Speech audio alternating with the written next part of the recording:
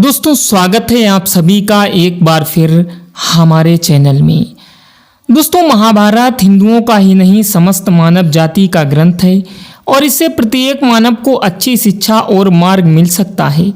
प्रत्येक मनुष्य को इसे पढ़ना चाहिए क्योंकि महाभारत में जीवन से जुड़ा ऐसा कोई भी विषय नहीं है जिसका वर्णन ना किया गया हो, जिसमें जीवन का कोई समाधान ना हो।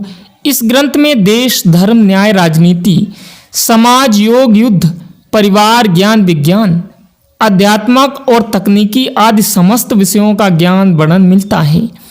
दोस्तों आज के इस वीडियो में हम महाभारत का एक ऐसा प्रसंग आपको बताएंगे जिससे आज के मानव को बहुत कुछ सीख मिल सकती है। दोस्तों बात उस समय की है जब पांचों पांडवों को वनवास हो गया था। वनवास जाने से पहले पांडवों ने भगवान श्री कृष्ण से पूछा कि श्री कृष्ण जी, अभी यह द्वापर युग का अंत काल चल रहा है, आप हमें बताइए कि आने वाले कलयुग की चाल गति क्या होगी और कैसी होगी।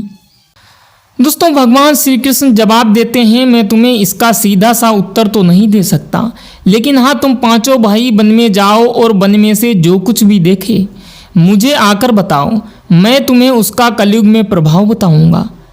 दोस्तों इसके बाद पांचों भाई वन में चले गए। उन्होंने वन में जो देखा वह देखकर आश्चर्यचकित रह गए। आखिर उन्होंने वन में क्या देखा और श्री कृष्ण ने क्या जवाब दिया, यह जानने के लिए आप लोगों को वीडियो अंत तक ज़रूर देखना है।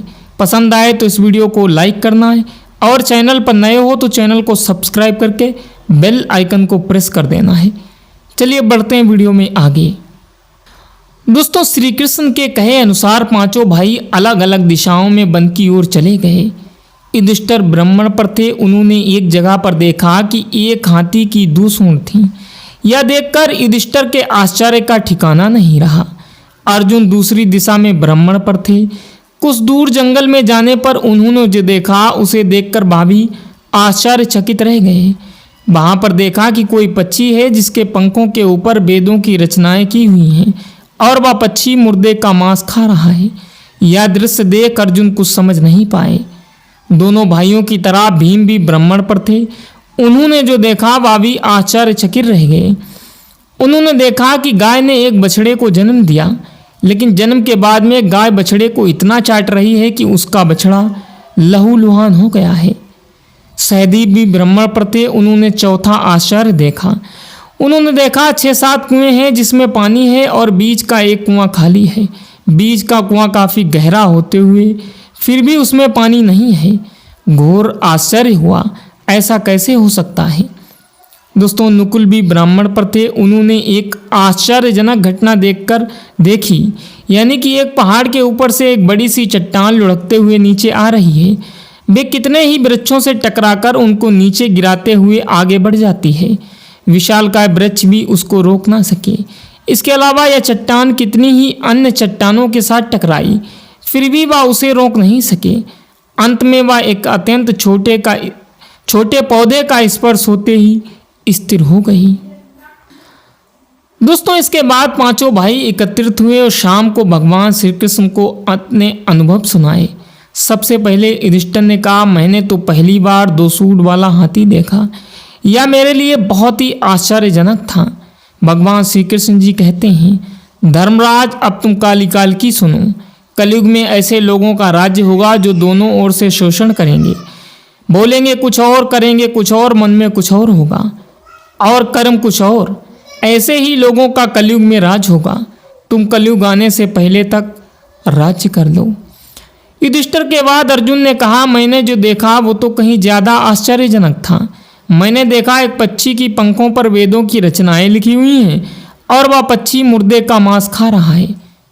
भगवान श्री कृष्ण कहते हैं, कलयुग में ऐसे लोग रहेंगे जो बड़े ज्ञानी कहलाएंगे, विज्ञान की चर्चा करेंगे, लेकिन उनके आचरण राक्षसी होंगे।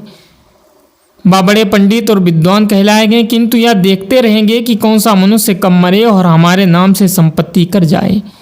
हे अर्जुन, संस्था के व्यक्ति विचार करेंगे कि कौन सा मनुष्य मरे और संस्था हमारे नाम हो जाए। हर जात धर्म पर प्रमुख पदों पर बैठे विचार करेंगे कि कब किसका श्राद्ध हो और कौन कब किस पद से हटे और हम उस पर चढ़ जाएं।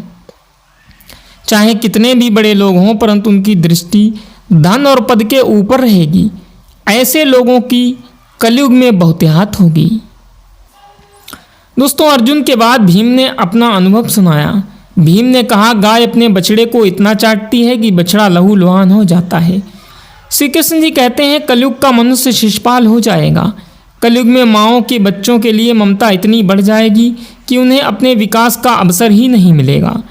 मोह माया में ही घर बर्बाद हो जाएगा।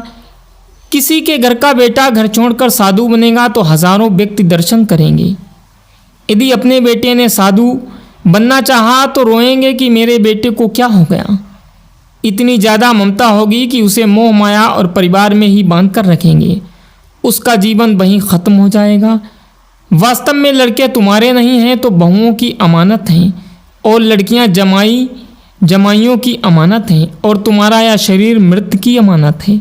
तुम्हारी आत्मा परमात्मा की अमानत है। इसलिए तुम्हारा अपने शाश्वत संबंध को जाना आवश्यक है। भीम के बाद सहदेव ने पूछा, है श्री कृष्ण जी, मैंने जो देखा 5-7 बड़े कुओं के बीच एक गहरा कुआं बिल्कुल खाली है, जबकि ऐसा संभव कैसे हो सकता है।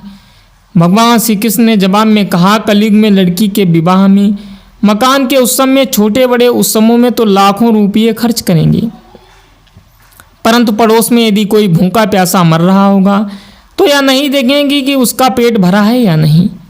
उनका अपना ही सगा भूख से मर जाएगा, उसे देखते रहेंगे।